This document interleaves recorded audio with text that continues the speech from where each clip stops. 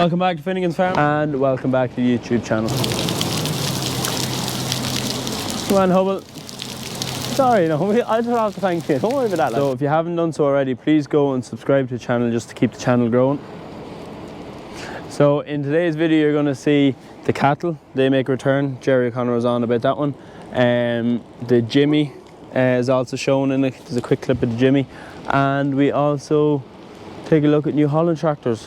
There's a farmer down in Kildare that really likes them, so you'll see that too. So without further ado, here you go.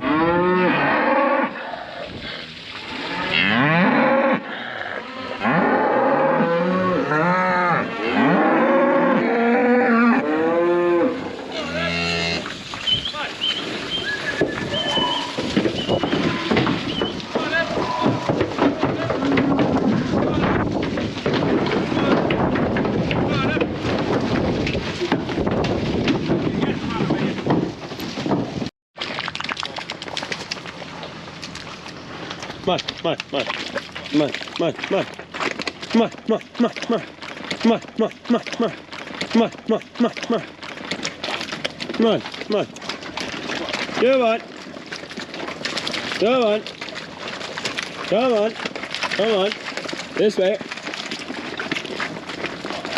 That's it, keep going this way. Yeah, close this gate, come on. Come on. Keep going now, go on.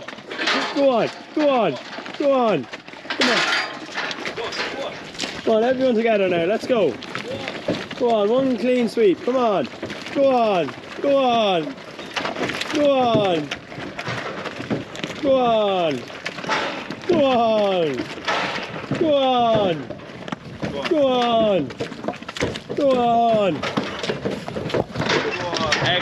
Oh, you... Nolan. Come on, in there, up. Come on, in. So we're here now with Jack. Unfortunately, as you can see behind us, cows are in the shed. It just got a bit wet. Yeah, it's gotten to that stage. Today's the 1st of November. 1st of November, yeah. We were looking back there about a month ago and saying, will we get to it? And look, you don't mind this time of year. You've gotten so far. Yeah. It's time to get in. They're looking to get in. Yeah, there's nothing wrong. I mean, plenty of grass. It was plenty of grass. Just ground conditions there. It just got too sticky. Like, it'd be different if you had light stock. We still have light stock out at the minute. Ground's able to take them, but big cows on this side. 700 kilo, 800 kilo cows now. It's just getting. They want armbands on them, right? Exactly. Inside the shed we have our. Yeah, we have our cows in this side. So look, they're only gone in today. We're going to split them into what's calving first. So we'll have what's going to be calving first up the top with the first pen there, and what's calving last down the bottom. It just saves a lot of messing about. Picking cows out and sorting them here and there. And at least you can bring a batch, because obviously if you've watched the previous videos, you don't calve them here. We have to bring them to bring them to different yards. So at least you can bring a few of them at a time. So they're nearly all right. And then this side we've a couple of weanling heifers there. They were out in the paddock there nearest the yard. It's just got they're mucking. They started mucking it. So we said we'll try these in first. Now look, it is fierce warm for putting cattle in yet, but we'll put them in now for a few days, and we'll take them out and clip their backs and clip their tails, and hopefully then we put them that side because it's more open. Yeah, you get a bit of a breeze. Whereas you go around to that side there, we have the sheets up. We have the sheets off because later on then the calves will be in there, so you want to keep it warm for them. Yeah, so it just get stuffy that side. Yeah, and then the few up here that we have. A few of these here, these are finishing heifers now. We've killed 8 or 9 of them so far. Yeah, and that's what's left now. So they'll be pumped a lot of feed now to try and get them gone, because we'll be tight for space. Yeah, get them out of here.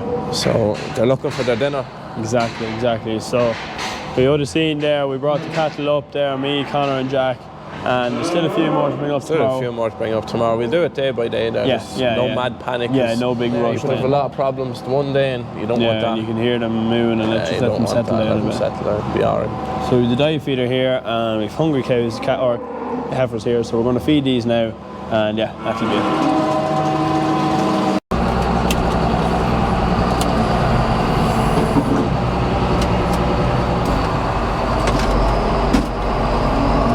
So you've 2.5 ton.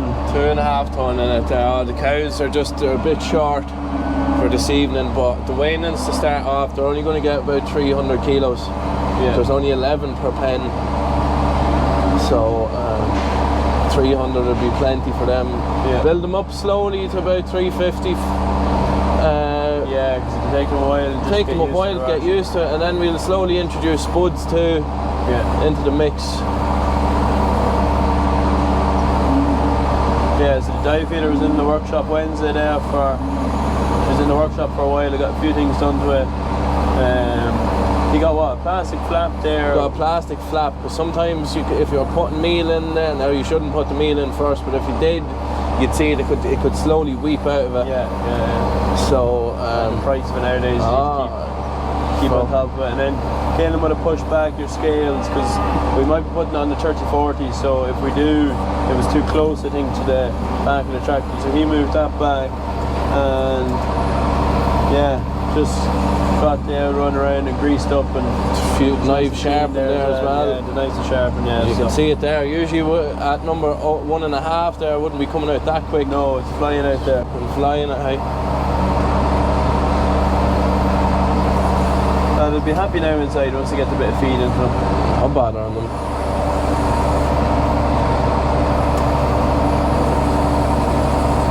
So this will keep you busy during the winter then? I'm telling you. Keep you busy too.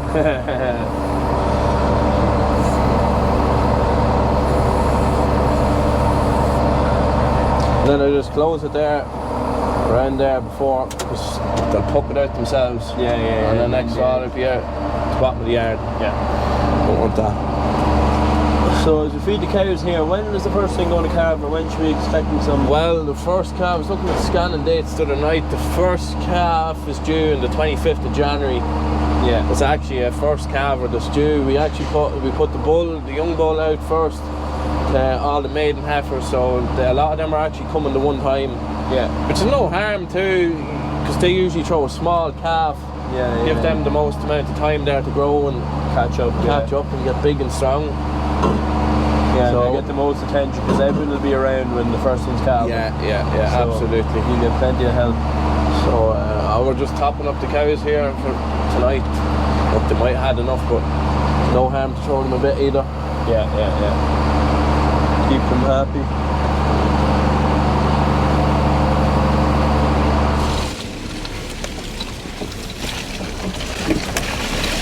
No bother, Jimmy, no bother. Wash the wheels.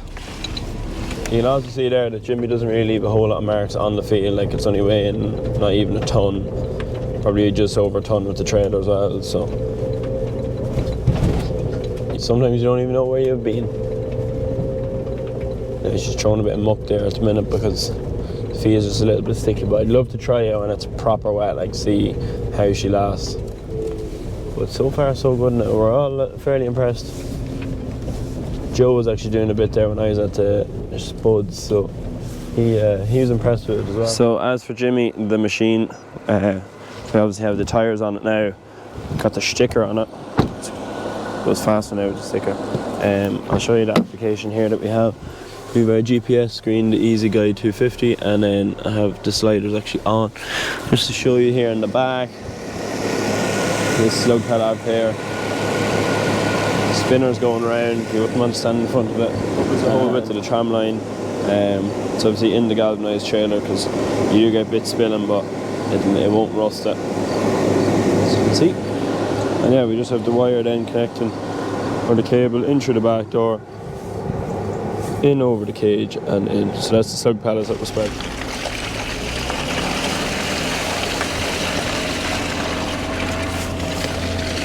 No bother, Jimmy, no bother.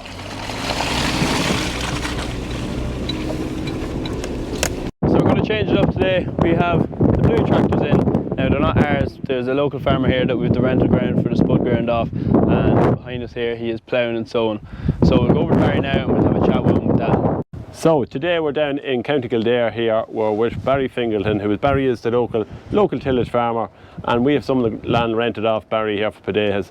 And Barry has been busy there, has two Ford New Holland tractors, ploughing and sowing, and I said, look, we have a look at these tractors and see what they're made of, because generally we're all either Case tractors or John Deere tractors. But were you always Ford New Holland, Barry, or what was the story? What's the history on the tractor end of things? It's a very strong Ford New Holland area down here at Shaw's. Then that's it, yeah. And Perry was in it high, but anyway, we have moved to Shaw in Tullamore, and we had that's our fourth New Holland. We're quite happy with them at the moment. Anyway, there's no problem. Before that, we had Case International. But sure, the Case and the New Holland is nearly the same, yeah. They're very much the same alike. Type of a tractor. So anyway, money talks, I think. Yeah, and it made more financial sense, was that? Yeah, and it was whatever. He offered for a couple of thousand cheaper. Yeah. So I went for the New Holland one. New Holland. And you've changed now. You had one for a couple of years, and you've changed. You have a new one here. See, this T61A. Now, a fine tractor of his. I've seen it working away on the tiller there, and it's plenty of power in it there, and it's well able to fly along, isn't it? Oh yeah. There's plenty of power in it. Plenty of power. And is there much change for, say, from the last tractor you had? Is there much inside? No, very little. There's very little change. It's nearly identical now, to be honest. It has a few horsepower more. Yeah. That's all I know. The other one was a 175, and like that's a 180, which is the new model. This tractor now is slightly different because you can press this little button. Hold on till I just press this one here for a second. Now, she's in auto. Press the button just on the headland and she cuts back. Which is very important when you have the power drive lifted up. Yeah. And all you do is when you're coming back in, just do that. And down you go. Back to full revs again. She's back up to the full revs there now, which means that you don't have to be coming back here to use the hand throttle, really, or the foot throttle. Your spine, that's all it's over. Yeah, no, it is a great addition to it. Yeah, and that's the only change from the last one, that was it. Then there's a foot brake pedal here on this one. An exhaust brake.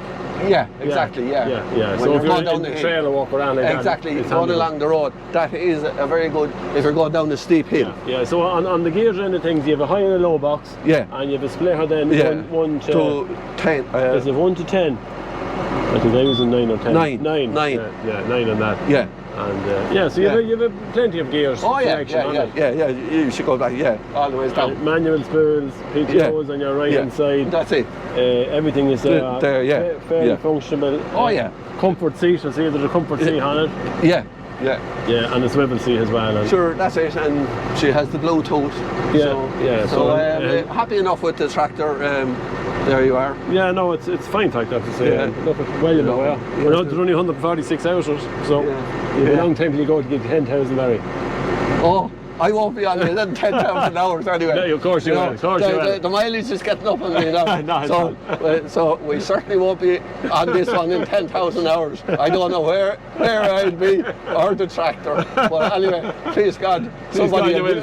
Please God we will. That's all I can say on that one. All right, thanks Barry. Yeah, I'm very happy with her there at the present moment anyway. Well, I've done a little bit of ploughing here, which is this is a T6145, I think. Yeah. And I tell you one thing, it's a gutsy little tractor. It's well able to pull the 4x4 reverse. But now look at the land down here is very good and it's probably easy to pull through, but we've been pulling through Padeha ground and it's just not as easy now. It just does ask a little bit more of any tractor just to get through. As you might know, we're after having a lot of rain down here in the last couple of days and has made just conditions a little bit stickier. Yeah. So but it's well able to pull it. That's a nice tractor with the loader on it. Oh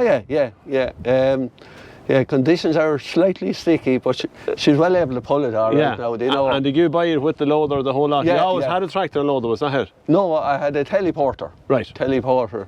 I imported it, and to make a long story short, she gave me a bit of trouble, and lads were saying, why don't you put a loader on the new tractor and get rid of the teleporter, because we don't have any beat now, and I don't be doing the same amount of loading. Yeah, so when you bought the tractor, you bought the loader way because it has the blue style, it's the same colour scheme as the tractor. That's it. So it's a lovely tractor. Now, the loader's handy there, especially when you're ploughing there for a little bit of weight out the front. Exactly. That's why it does two jobs, and then you're able to lift your bag of seed into the drill as well. So it does act as two jobs. So look, we're going to keep going here because the weather is getting that little bit. Just a backdrop to the farm here we are. How many acres are you sitting on here roughly? 168 acres here.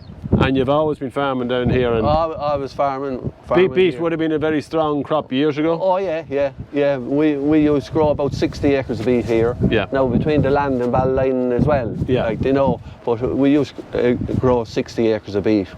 And it was a great break crop too. Oh yeah. In the tillage system, it was a great. So now he's just replaced the beet with the potatoes there. So we're delighted with that there. And every year, the last couple of years, we've been farming down here in the last couple of years, and it's great to hook up with these lads as well, because you know the potatoes can be a great break crop. This year it's a little bit stickier, obviously with weather, but other years we've kind of got out fairly good. Last year we had the potatoes here, and the yield was very good. Now, to be honest, I never had the wheat as good as last year, but wheat in general was good anyway. And headlands and everything were 100%. This year is slightly different, you know, but sure, we hope for good wheat prices again, and Barry be changing the 145 again next year. So, so the tillage men are very flush at money there at the minute. So more flush than the potato men, I can tell you. I don't know about that. I don't know about that. No. Well, look, we're going to have a quick run through in the tractors here and see how we get on with them. It's as we say, it's a little bit different from watching the John Deeres. Everyone is always giving out to slagging us about John Deeres and Case tractors, so we never show anything else. Yeah. So it's a great chance to actually got a spin on a Ford tractor, New Holland tractor. I don't know when I last ploughed in a Ford tractor, but it's good to get. It's bringing back old memories there, you know. That's it. But they've improved an awful lot since then. But look, I'd like to thank Barry here, and look, we'll talk to you later. So thanks very much for watching. I know today's video was a bit of a mix of everything, but I hope you all enjoyed, and we'll see you all next week. Good luck.